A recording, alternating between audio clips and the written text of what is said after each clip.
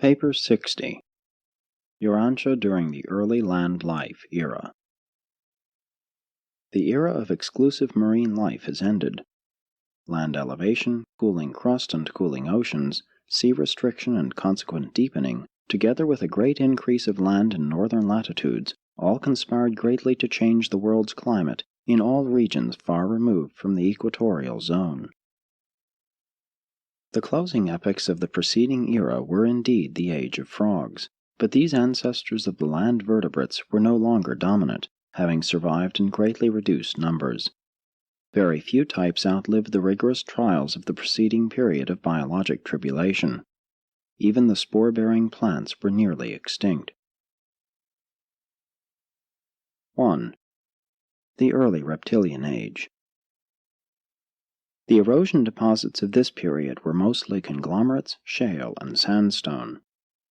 The gypsum and red layers throughout these sedimentations over both America and Europe indicate that the climate of these continents was arid. These arid districts were subjected to great erosion from the violent and periodic cloudbursts on the surrounding highlands.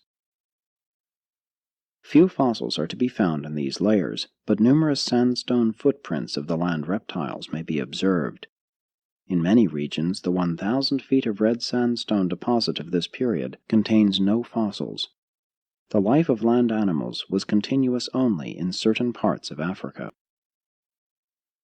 These deposits vary in thickness from 3,000 to 10,000 feet, even being 18,000 on the Pacific coast. Lava was later forced in between many of these layers. The Palisades of the Hudson River were formed by the extrusion of basalt lava between these Triassic strata. Volcanic action was extensive in different parts of the world. Over Europe, especially Germany and Russia, may be found deposits of this period. In England, the New Red Sandstone belongs to this epoch. Limestone was laid down in the southern Alps as the result of a sea invasion, and may now be seen as the peculiar dolomite limestone walls, peaks, and pillars of those regions. This layer is to be found all over Africa and Australia. The Carrara marble comes from such modified limestone. Nothing of this period will be found in the southern regions of South America, as that part of the continent remained down, and hence presents only a water or marine deposit continuous with the preceding and succeeding epochs. 150 million years ago, the early land life periods of the world's history began. Life in general did not fare well, but did better than at the strenuous and hostile close of the marine life era. As this era opens, the eastern and central parts of North America, the northern half of South America, most of Europe, and all of Asia are well above water. North America for the first time is geographically isolated, but not for long, as the Bering Strait land bridge soon again emerges, connecting the continent with Asia. Great troughs developed in North America, paralleling the Atlantic and Pacific coasts. The Great Eastern Connecticut Fault appeared, one side eventually sinking 2 miles. Many of these North American troughs were later filled with erosion deposits, as also were many of the basins of the fresh and saltwater lakes of the mountain regions. Later on, these filled land depressions were greatly elevated by lava flows which occurred underground. The petrified forests of many regions belong to this epoch. The Pacific coast, usually above water during the continental submergences, went down excepting the southern part of California and a large island which then existed in what is now the Pacific Ocean. This ancient California sea was rich in marine life and extended eastward to connect with the old sea basin of the Midwestern region. 140 million years ago, suddenly, and with only the hint of the 2 pre-reptilian ancestors that developed in Africa during the preceding epoch, the reptiles appeared in full-fledged form. They developed rapidly, soon yielding crocodiles, scaled reptiles, and eventually both sea serpents and flying reptiles. Their transition ancestors speedily disappeared. These rapidly evolving reptilian dinosaurs soon became the monarchs of this age.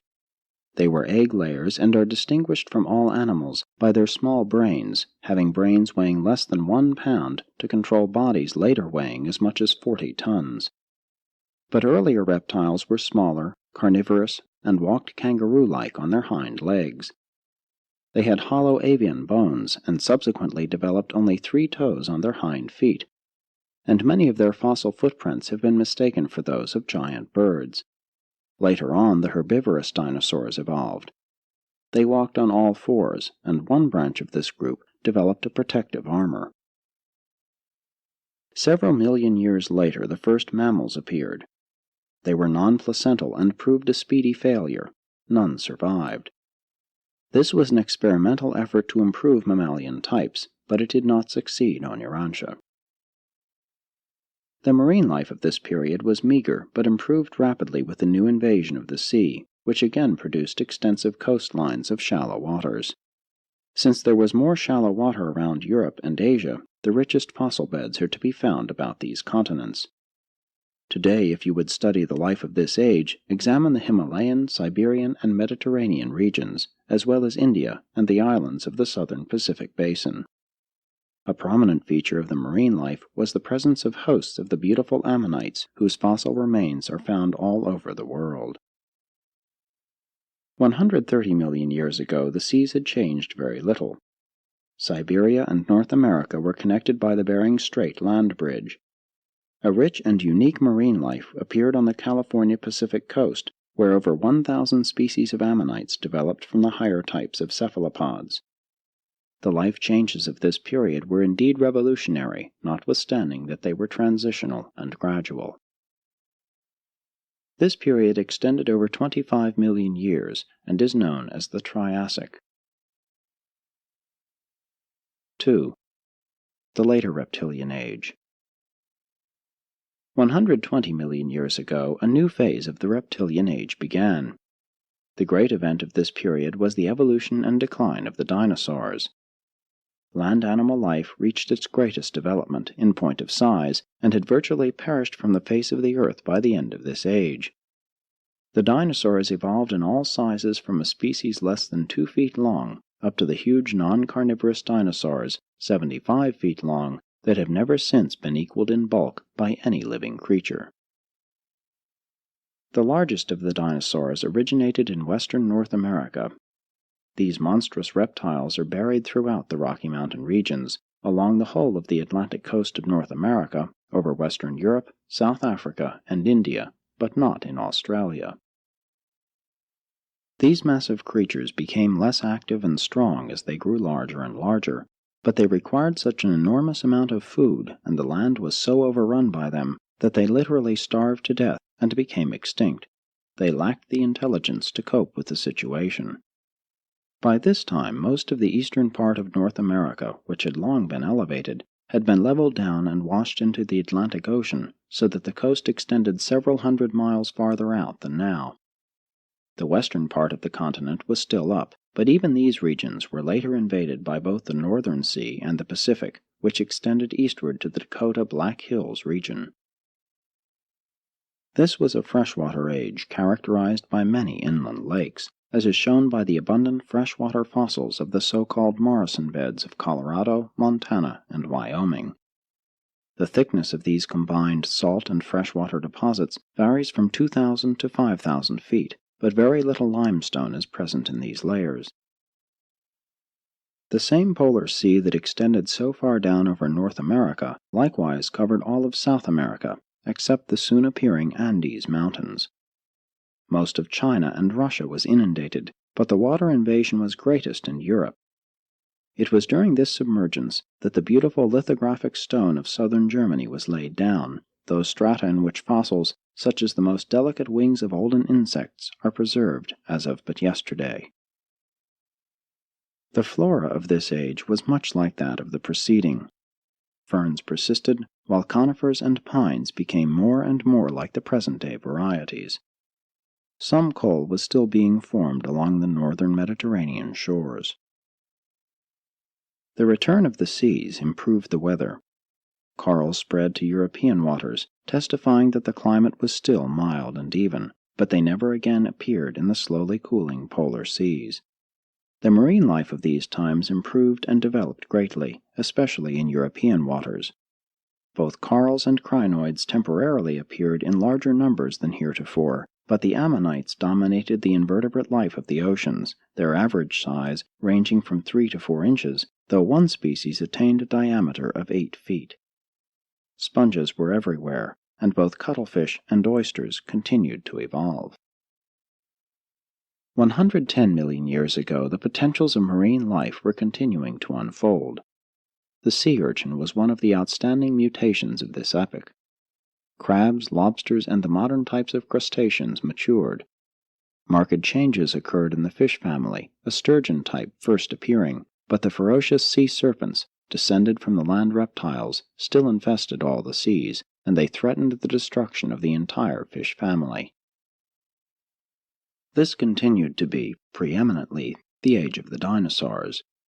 They so overran the land that 2 species had taken to the water for sustenance during the preceding period of sea encroachment. These sea serpents represent a backward step in evolution. While some new species are progressing, certain strains remain stationary, and others gravitate backward, reverting to a former state. And this is what happened when these 2 types of reptiles forsook the land. As time passed, the sea serpents grew to such size that they became very sluggish and eventually perished because they did not have brains large enough to afford protection for their immense bodies. Their brains weighed less than 2 ounces, notwithstanding the fact that these huge ichthyosaurs sometimes grew to be 50 feet long, the majority being over 35 feet in length. The marine crocodilians were also a reversion from the land type of reptile, but unlike the sea serpents, these animals always returned to the land to lay their eggs. Soon after 2 species of dinosaurs migrated to the water in a futile attempt at self-preservation, 2 other types were driven to the air by the bitter competition of life on land. But these flying pterosaurs were not the ancestors of the true birds of subsequent ages. They evolved from the hollow-boned leaping dinosaurs, and their wings were of bat-like formation, with a spread of 20 to 25 feet. These ancient flying reptiles grew to be 10 feet long, and they had separable jaws much like those of modern snakes. For a time these flying reptiles appeared to be a success, but they failed to evolve along lines which would enable them to survive as air navigators. They represent the non-surviving strains of bird ancestry. Turtles increased during this period, first appearing in North America. Their ancestors came over from Asia by way of the northern land bridge. 100 million years ago, the reptilian age was drawing to a close. The dinosaurs, for all their enormous mass, were all but brainless animals, lacking the intelligence to provide sufficient food to nourish such enormous bodies. And so did these sluggish land reptiles perish in ever-increasing numbers. Henceforth, evolution will follow the growth of brains, not physical bulk, and the development of brains will characterize each succeeding epoch of animal evolution and planetary progress. This period, embracing the height and the beginning decline of the reptiles, extended nearly 25 million years and is known as the Jurassic. 3. The Cretaceous stage, the flowering plant period, the age of birds.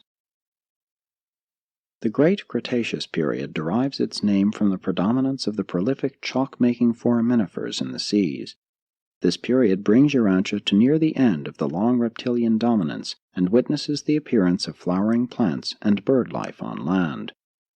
These are also the times of the termination of the westward and southward drift of the continents, accompanied by tremendous crustal deformations and concomitant widespread lava flows and great volcanic activities. Near the close of the preceding geologic period, much of the continental land was up above water, although as yet there were no mountain peaks. But as the continental land drift continued, it met with the first great obstruction on the deep floor of the Pacific. This contention of geologic forces gave impetus to the formation of the whole vast north and south mountain range extending from Alaska down through Mexico to Cape Horn. This period thus becomes the modern mountain-building stage of geologic history. Prior to this time, there were few mountain peaks, merely elevated land ridges of great width. Now the Pacific Coast Range was beginning to elevate, but it was located 700 miles west of the present shoreline. The Sierras were beginning to form, their gold-bearing quartz strata being the product of lava flows of this epoch.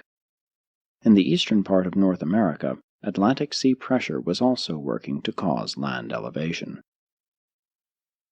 100 million years ago, the North American continent and a part of Europe were well above water. The warping of the American continents continued, resulting in the metamorphosing of the South American Andes and in the gradual elevation of the western plains of North America. Most of Mexico sank beneath the sea, and the southern Atlantic encroached on the eastern coast of South America, eventually reaching the present shoreline. The Atlantic and Indian Oceans were then about as they are today. 95 million years ago, the American and European land masses again began to sink. The southern seas commenced the invasion of North America and gradually extended northward to connect with the Arctic Ocean, constituting the second greatest submergence of the continent. When this sea finally withdrew, it left the continent about as it now is. Before this great submergence began, the eastern Appalachian highlands had been almost completely worn down to the water's level. The many-colored layers of pure clay now used for the manufacture of earthenware were laid down over the Atlantic coast regions during this age, their average thickness being about 2,000 feet. Great volcanic actions occurred south of the Alps and along the line of the present California Coast Range mountains. The greatest crustal deformations in millions upon millions of years took place in Mexico. Great changes also occurred in Europe, Russia, Japan, and southern South America. The climate became increasingly diversified. 90 million years ago, the angiosperms emerged from these early Cretaceous seas and soon overran the continents. These land plants suddenly appeared along with fig trees, magnolias, and tulip trees. Soon after this time, fig trees, breadfruit trees, and palms overspread Europe and the western plains of North America. No new land animals appeared. 85 million years ago, Bering Strait closed, shutting off the cooling waters of the northern seas. Theretofore, the marine life of the Atlantic Gulf waters and that of the Pacific Ocean had differed greatly, owing to the temperature variations of these two bodies of water, which now became uniform. The deposits of chalk and green sand marl give name to this period. The sedimentations of these times are variegated, consisting of chalk, shale, sandstone, and small amounts of limestone, together with inferior coal or lignite, and in many regions they contain oil. These layers vary in thickness from 200 feet in some places to 10,000 feet in western North America and numerous European localities. Along the eastern borders of the Rocky Mountains, these deposits may be observed in the up-tilted foothills. All over the world these strata are permeated with chalk, and these layers of porous semi-rock pick up water at upturned outcrops and convey it downward to furnish the water supply of much of the Earth's present arid regions. 80 million years ago, great disturbances occurred in the Earth's crust.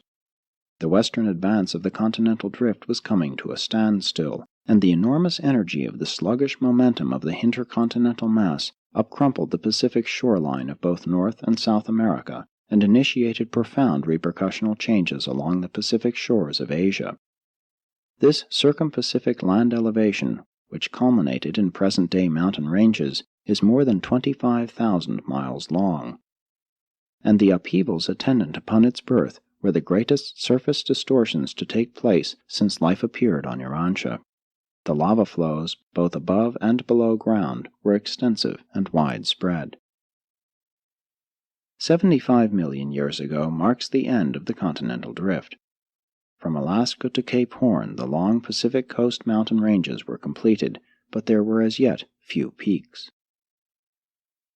The backthrust of the halted continental drift continued the elevation of the western plains of North America, while in the east the worn-down Appalachian mountains of the Atlantic coast region were projected straight up with little or no tilting. 70 million years ago, the crustal distortions connected with the maximum elevation of the Rocky Mountain region took place. A large segment of rock was overthrust 15 miles at the surface in British Columbia. Here the Cambrian rocks are obliquely thrust out over the Cretaceous layers. On the eastern slope of the Rocky Mountains, near the Canadian border, there was another spectacular overthrust. Here may be found the pre-life stone layers shoved out over the then recent Cretaceous deposits. This was an age of volcanic activity all over the world, giving rise to numerous small isolated volcanic cones. Submarine volcanoes broke out in the submerged Himalayan region. Much of the rest of Asia, including Siberia, was also still underwater. 65 million years ago there occurred one of the greatest lava flows of all time. The deposition layers of these and preceding lava flows are to be found all over the Americas, North and South Africa, Australia, and parts of Europe. The land animals were little changed, but because of greater continental emergence, especially in North America, they rapidly multiplied. North America was the great field of the land animal evolution of these times, most of Europe being underwater. The climate was still warm and uniform. The Arctic regions were enjoying weather much like that of the present climate in central and southern North America. Great plant life evolution was taking place. Among the land plants, the angiosperms predominated, and many present-day trees first appeared, including beech, birch, oak, walnut, sycamore, maple, and modern palms. Fruits, grasses, and cereals were abundant, and these seed-bearing grasses and trees were to the plant world what the ancestors of man were to the animal world. They were second in evolutionary importance only to the appearance of man himself. Suddenly and without previous gradation, the great family of flowering plants mutated, and this new flora soon overspread the entire world. 60 million years ago, though the land reptiles were on the decline, the dinosaurs continued as monarchs of the land, the lead now being taken by the more agile and active types of the smaller leaping kangaroo varieties of the carnivorous dinosaurs. But some time previously there had appeared new types of the herbivorous dinosaurs, whose rapid increase was due to the appearance of the grass family of land plants. One of these new grass-eating dinosaurs was a true quadruped, having 2 horns and a cape-like shoulder flange. The land type of turtle, 20 feet across, appeared, as did also the modern crocodile and true snakes of the modern type. Great changes were also occurring among the fishes and other forms of marine life. The wading and swimming pre-birds of earlier ages had not been a success in the air, nor had the flying dinosaurs. They were a short-lived species, soon becoming extinct. They too were subject to the dinosaur doom, destruction because of having too little brain substance in comparison with body size. This second attempt to produce animals that could navigate the atmosphere failed, as did the abortive attempt to produce mammals during this and a preceding age. 55 million years ago, the evolutionary march was marked by the sudden appearance of the first of the true birds, a small pigeon-like creature which was the ancestor of all bird life. This was the third type of flying creature to appear on Earth, and it sprang directly from the reptilian group, not from the contemporary flying dinosaurs, nor from the earlier types of toothed land birds. And so this becomes known as the Age of Birds, as well as the declining age of reptiles. 4. The end of the Chalk Period. The Great Cretaceous period was drawing to a close, and its termination marks the end of the great sea invasions of the continents. Particularly is this true of North America, where there had been just 24 great inundations. And though there were subsequent minor submergences, none of these can be compared with the extensive and lengthy marine invasions of this and previous ages. These alternate periods of land and sea dominance have occurred in million-year cycles. There has been an age-long rhythm associated with this rise and fall of ocean floor and continental land levels, and these same rhythmical crustal movements will continue from this time on throughout the Earth's history, but with diminishing frequency and extent. This period also witnesses the end of the continental drift and the building of the modern mountains of Urantia. But the pressure of the continental masses and the thwarted momentum of their age-long drift are not the exclusive influences in mountain building. The chief and underlying factor in determining the location of a mountain range is the pre-existent lowland or trough, which has become filled up with the comparatively lighter deposits of the land erosion and marine drifts of the preceding ages. These lighter areas of land are sometimes 15 to 20,000 feet thick. Therefore, when the crust is subjected to pressure from any cause, these lighter areas are the first to crumple up, fold, and rise upward to afford compensatory adjustment for the contending and conflicting forces and pressures at work in the Earth's crust or underneath the crust. Sometimes these upthrusts of land occur without folding. But in connection with the rise of the Rocky Mountains, great folding and tilting occurred, coupled with enormous overthrusts of the various layers, both underground and at the surface. The oldest mountains of the world are located in Asia, Greenland, and northern Europe, among those of the older east-west systems. The Mid-Age mountains are in the Circum-Pacific group and in the second European east-west system, which was born at about the same time. This gigantic uprising is almost 10,000 miles long, extending from Europe over into the West Indies land elevations. The youngest mountains are in the Rocky Mountain system, where, for ages, land elevations had occurred only to be successively covered by the sea, though some of the higher lands remained as islands. Subsequent to the formation of the Mid-Age mountains, a real mountain highland was elevated which was destined, subsequently, to be carved into the present Rocky Mountains by the combined artistry of nature's elements. The present North American Rocky Mountain region is not the original elevation of land. That elevation had been long since leveled by erosion and then re-elevated. The present Front Range of mountains is what is left of the remains of the original range which was re-elevated. Pikes Peak and Long's Peak are outstanding examples of this mountain activity, extending over 2 or more generations of mountain lives. These 2 peaks held their heads above water during several of the preceding inundations. Biologically as well as geologically, this was an eventful and active age on land and underwater. Sea urchins increased while corals and crinoids decreased. The ammonites of preponderant influence during a previous age also rapidly declined. On land, the fern forests were largely replaced by pine and other modern trees, including the gigantic redwoods. By the end of this period, while the placental mammal has not yet evolved, the biologic stage is fully set for the appearance, in a subsequent age, of the early ancestors of the future mammalian types. And thus ends a long era of world evolution, extending from the early appearance of land life down to the more recent times of the immediate ancestors of the human species and its collateral branches. This, the Cretaceous Age, covers 50 million years and brings to a close the pre-mammalian era of land life, which extends over a period of 100 million years and is known as the Mesozoic. Presented by a Life Carrier of Nebadon, assigned to Satania and now functioning on Urantia.